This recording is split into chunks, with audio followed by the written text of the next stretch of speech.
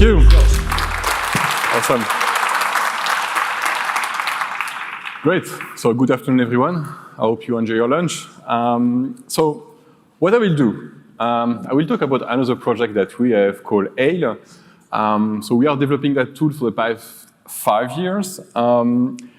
Initially, it was developed really for internal use case of Circle. So really our intelligence gathering and analysis, especially in information leak, we basically designed Ale. But the project became open source and more people are using it. So it's not at the stage of MISP. So you have less users, I would say, but we still have a significant number of users. And for the past years, I've seen a lot of people coming back to us with clever use of Ale, in addition to what we were doing. So what I wanted to do today is to share with you those kind of intelligence processes and practices where Ale could give a hand. And that's quite an interesting aspect too, because there, what I want to do is to really give you some insight of how we use the tool, what are the actual process that we have at Circle for threat intelligence, and how it could be used by your own team. So first of all, a quick introduction. I will not go into detail about Ale. So Ale itself is an open source framework. The project is quite large. There are multiple repositories, so there is a framework. The framework behind is composed of different modules that you can use to collect, crawl information, dig into it, do analysis of unstructured data. And if you look at this sentence, you see that there's some common point that you see in all those pipelines and CTI processes, because indeed, Ale could support some of those kind of activities. So the framework is written in Python. So for the ones that are allergic to PHP, luckily it's Python, this one. And it can analyze any unstructured information. So that means text, HTML document, even specific document, or even compressed archive, like, for example, leaks of information and so on.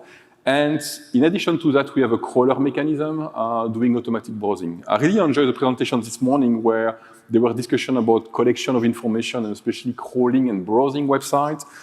So we have a complete set of open source tools to crawl websites with a real browser. And that's quite useful for when you do OSINT collections. And we have plenty of feeders, social network feeders, custom feeders, like, for example, GitHub and stuff like that. But I will show you some examples so you can see what you can do with it. Another thing that we do is we actively crawl Tor. So at Circle, we monthly crawl all the Tor hidden services that we know about. And we use it in 2 different ways. So we crawl public, I would say, services on Tor, but we crawl hidden, I would say, forums and stuff like that where we have access to, because we can push cookies and session activities into our crawling mechanism to crawl that. And I will show you one example where we're getting that. So if you are curious about the project, you can go on the GitHub account and of the Ale project, and you see the different part of the project. So now going back of how we use Ale and what we do at Circle. So it's not a dirty secret. We are doing threat intelligence at Circle, but I think it's not maybe very formalized because we are a kind of, I would say, hybrid organizations. So Circle is a national CSIRT under the NIST directive, so we take care of the private sector in Luxembourg. But what we are doing is we are advising other organizations, we are sharing information, we are sharing in different ISAC communities and so on. And for that, we need to have threat intelligence. So we are not really, I would say, a buyer of commercial feeds. We do for some, but it's very rare. Usually we do on own, I would say, cooking there, and I'll explain the process. So the process is, I would say, classical in the different steps of threat intelligence. So a lot of things that we are focusing on is collections. So we have different type of collection mechanism, and we actually do processing. And you'll see that Ale is quite good at that, especially to structure back the information. So when you have a lot of disparate information that are unrelated and so on, you want to process it, analyze it, and so on. And the analysis process is quite straightforward. We basically have like a huge set of rules, and I will come back to that, what kind of rule that we have to process, and we obviously produce intelligence. Maybe that's the thing that is a bit different than some organizations. We provide different kind of, I would say, intelligence products. Some are for, I would say, generic dissemination. So think about generic threat landscape report, things like that. we provide such kind of report coming from all different sources, but at the same time, we do integration of that report and so on into different community where we share back this information. And this information is not only the human readable information, but it contains machine parsable information. So for example, Yara rules, Sigma rules, whatever, things like that. So we do integrations. That's integrated in publications for different constituents and so on, and we get some feedback and evaluation on those ones to basically review those rules on a regular basis, based on the threat that we find from the different sources. There's no black magic, it's quite logical. But one of the presentations of today was mentioning the difficulties of collecting all those information and so on, and that's the thing that we are trying to do and to automate this part. And the mitigation aspect when organizations are implementing new, I would say, countermeasures, actually implementing into endpoint device and stuff like that, they come back to us saying, oh, we are missing such kind of information and so on. And the thing that we regularly, and I think it's, when I say regularly, it's every day sometimes, we improve our sources and the different collection sources. And that's really the kind of virtuous circle that we are trying to do at Circle for trade intelligence processes. So it's not black magic. I will not go deep in that, but so like that you know our generic process. And for the different example I will give you to AIL, it's reference back to a specific process in this trade intelligence cycle. So, and this one is interesting, is where our, I would say, requirements from constituents are coming. So we don't think that we should get all requirements from the different constituents. We are a third. We basically have, I would say, random collection of questions from different organizations. An example, for example, is the constituent coming back to us and asking, okay, do you know if we are target of a specific adversary group? Another one that is very, very common, I don't know if some of you have this kind of issues, but there are a lot of ransomware leaks. On a daily basis, you have like sometimes like 40, 50 leaks on a daily basis.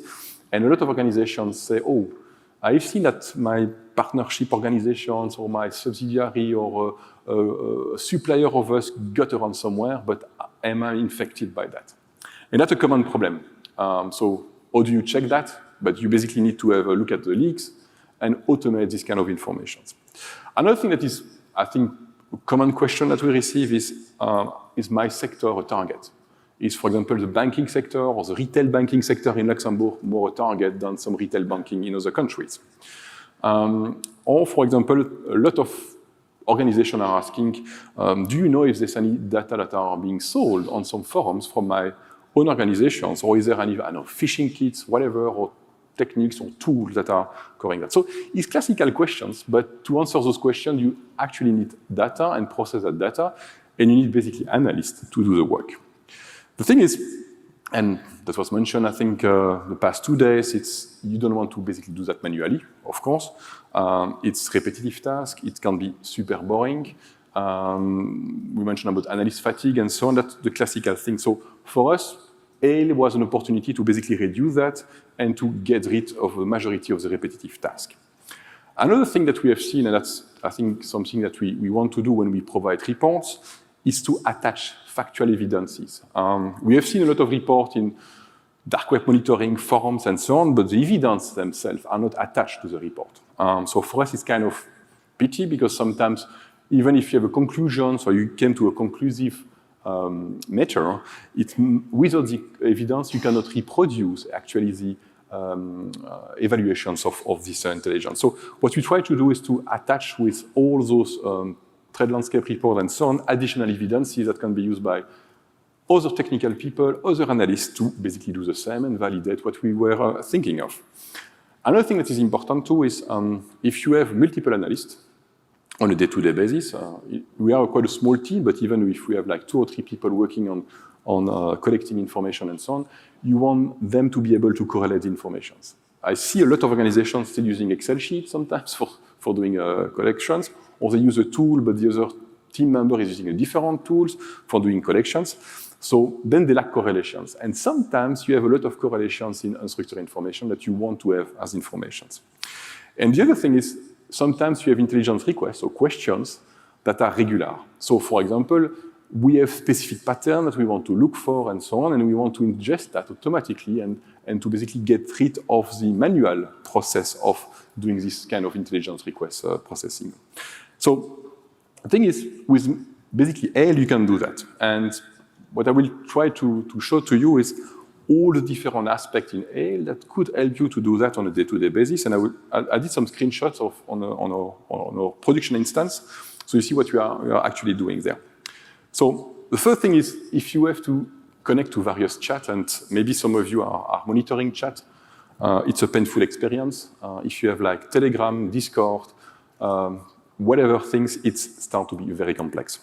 I took this one as an example. It's DDoSia.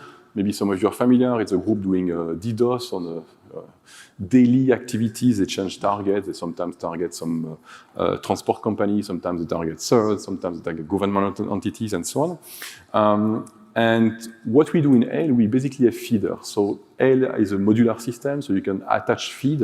And then those feeders are basically feeding back Ale. And for example, we have one for Telegram. What you can see on the screenshot here, it's the DDoSia project, which has those what they call sub-channel in Telegram with a different channel that we actively monitor. So if you want to just plug Telegram channel, you just add in the feeders. So you just need to have a phone to basically encode the API keys and so on, and then you can process and so on. The nice thing with that, all the further processing analysis activities is done automatically by Ale. So another thing that is super boring, it's crawling websites. And this one is tough because crawling means that you need to actually use a proper browser, a browser that looks like a human behind a keyboard using a browser. So in Ale, we developed something called Lacus, which is a backend infrastructure using Playwright, which is actually spanning browsers and so on. It's quite advanced. We use it for some other project that we have at Circle, like Lookiloo and so on, for analyzing websites. And we offer through Ale a functionality there where you can basically automate the crawling. So including screenshots, dumping HR files, doing on a regular basis, adding contextual information, tags Galaxy from MISP can be added automatically. And that's a nice way to do it because, for example, you want to monitor the ransomware leaks on an early basis. So we have a joint project called RansomLook. If someone doesn't know, it's another open source project that we maintain. On this project, what we are doing is basically we are monitoring actively the different groups. And those groups are injected into, and the posts that we analyze, we inject them back into Ale.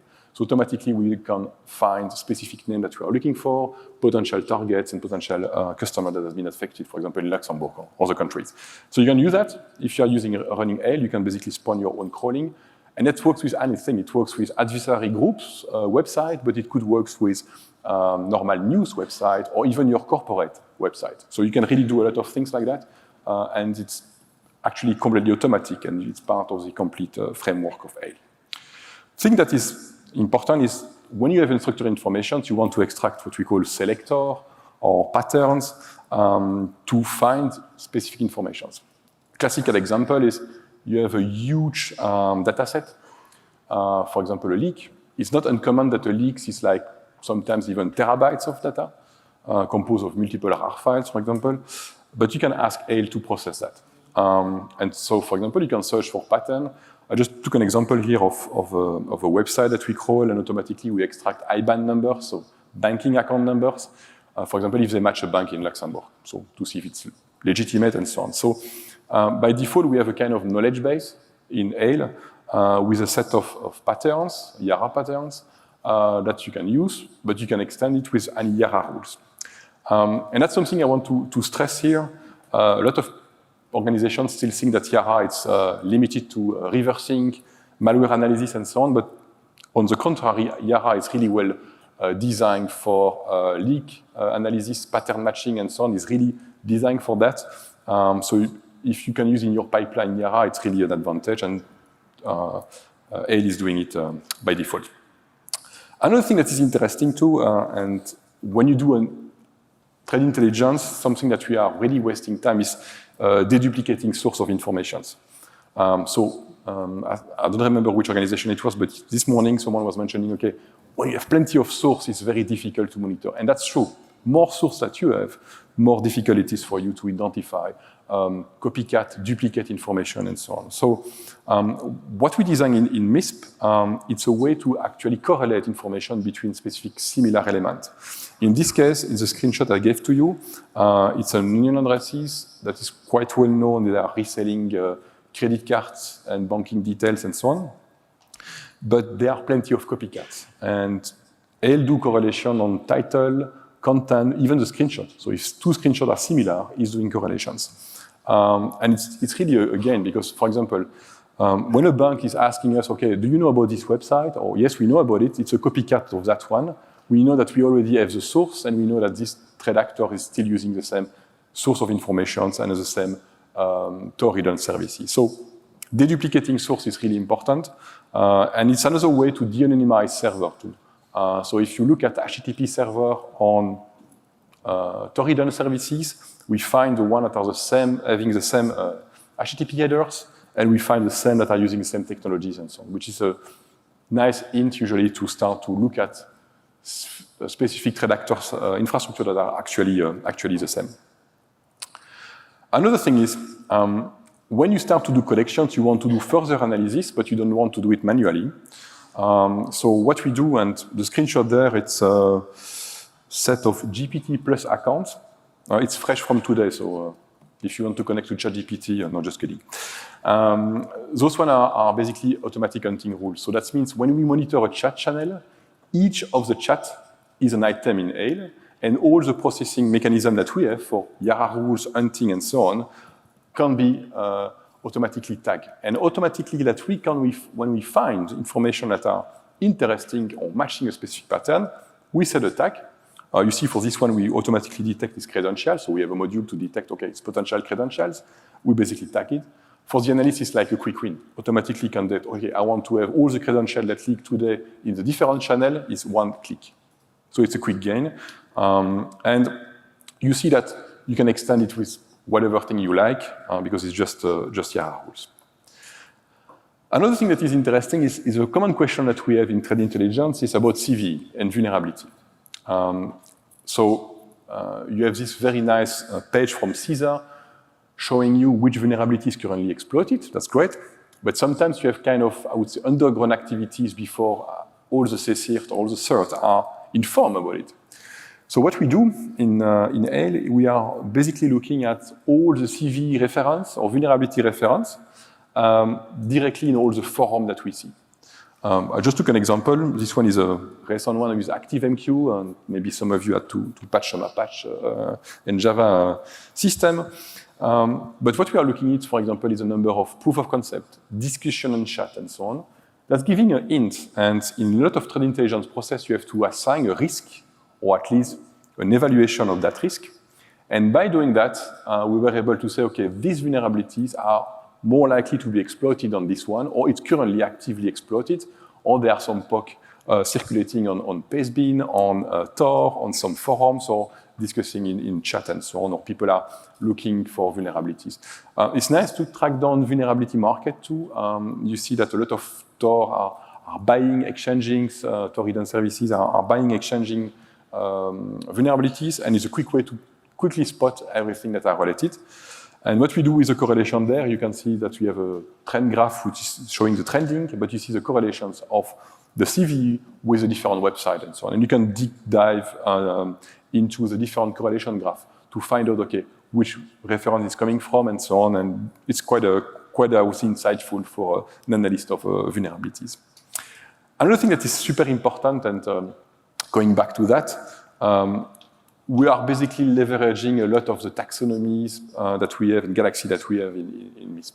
So if you actually use Ale, you benefit from all the taxonomies and Galaxy that you use in this. Obviously, you won't use everything, but it's very common that if you are doing trade intelligence process and you monitor specific trade actors, you might use a MISP Galaxy that we maintain called trade actors, which is quite extensive, and you just attach the trade actors and so on the analysis. And you can attach it for specific infrastructure that you know about, or even the analyst manually. So you can have automatic attachment of tags and so on. So those standardization of label and taxonomy is super important because it's basically deciding how you will process information later on and in which pipeline this information will go through later on. So it's I think, a quick benefit. And what we try to do with all the tools that we are developing at Circle is to always reusing the different taxonomies and galaxies, and then organizations cherry pick what they want and what they use in their communities or organizations directly.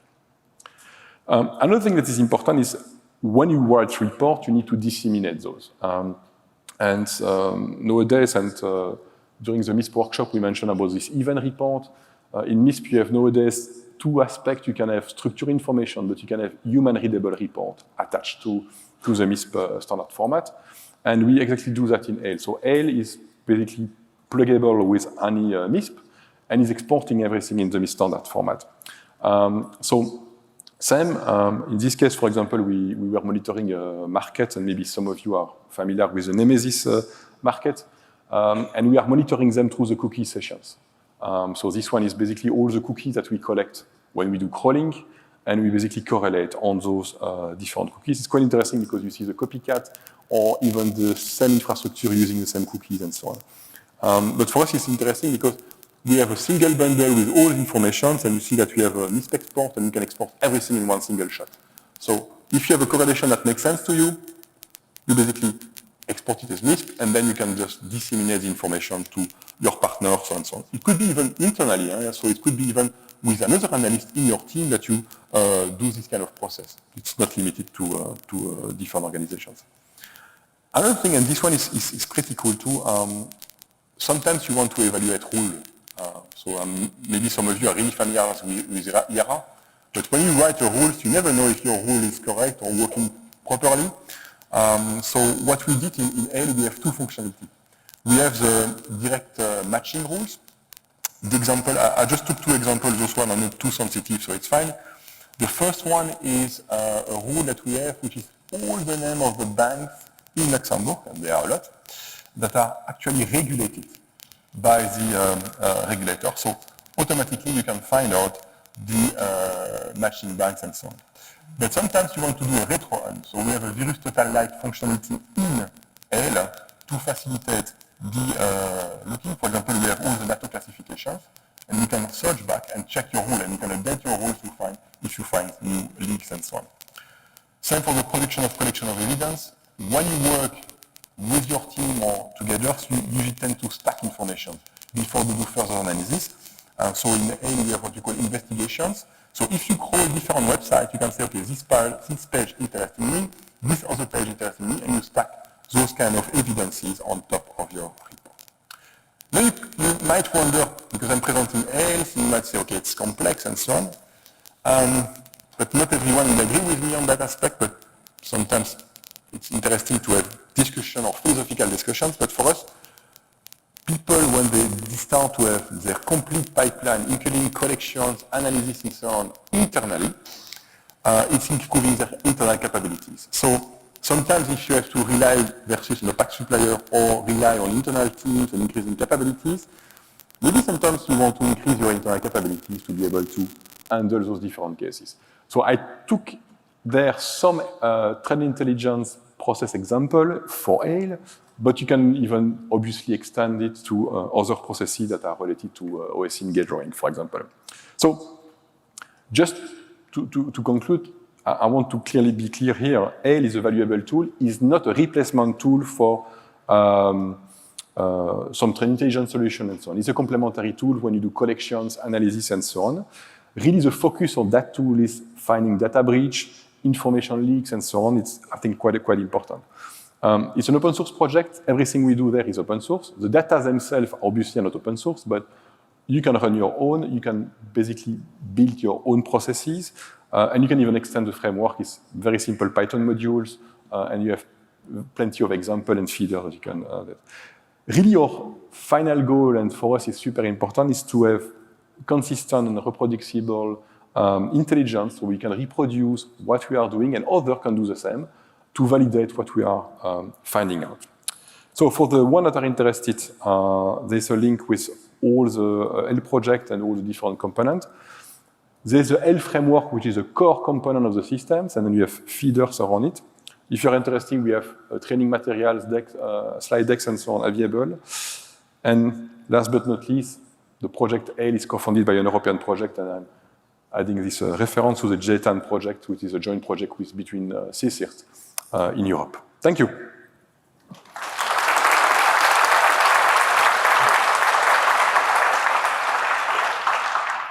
So, great presentation, as usual. Any question? Oh, come on, I know you have one. Don't be shy.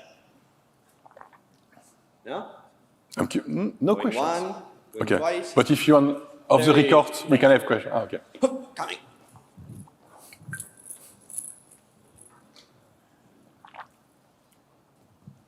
Hello, thanks for the presentation, great project. Just a quick question, a new usage of AIL, how do you operate it? Is it on a single machine, several machines, exposed on the internet? What is the architecture of the project? That's a good question. So AIL can run on completely internal infrastructures. So it's basically on-premise. You can run on bare metal machines AIL. You need some power resources, so you need at least 2 separated machines for the crawling and so on. If you plan to crawl Tor hidden services. As an example, our operational one are running on 2 bare metal machines with a lot of disk, a lot of memory. But if you plan to crawl completely forums on Tors and so on, you can basically run that on-premise and so on. You can run it on the cloud infrastructures. That should work too. But that works well in on-premise infrastructures. Thank you. If you have any questions later on, don't hesitate, I'm still here. Thank you. Thank you.